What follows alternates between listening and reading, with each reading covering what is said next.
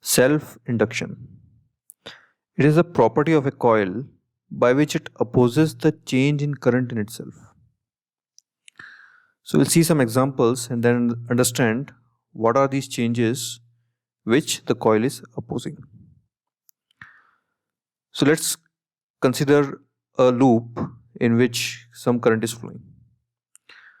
So in first case, there is a constant current I naught flowing in the loop.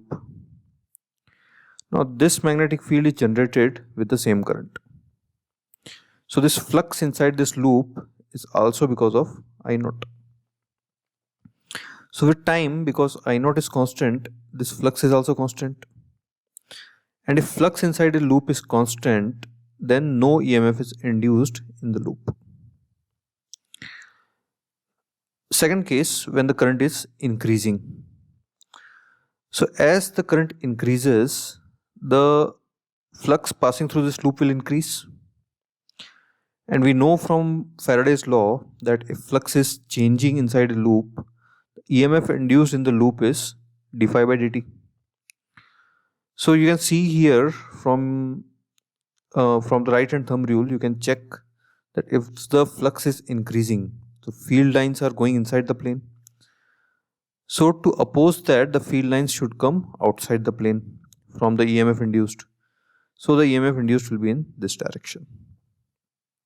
Its value will be minus d phi by dt. So when the flux increases, then EMF induced to decrease it. This is our Lenz's law. Third case is when current is decreasing. So flux will decrease with time. So when flux will decrease, EMF will be induced to increase it, to oppose the change. That is Lenz's law again. So to oppose the change, the flux lines are becoming, the magnetic field lines are becoming less and less. To compensate that, the current has to go in the same direction, induced current. So the EMF induced will be like this, from left to right. Again, magnitude of EMF will still be minus d phi by dt. So difference here is the orientation of the EMF. Here the flux is increasing, so EMF is induced so as to decrease the flux. Here the flux is decreasing, so EMF is induced so as to increase the flux. So now you can understand this. It's the property of a coil by which it opposes the change in current in itself.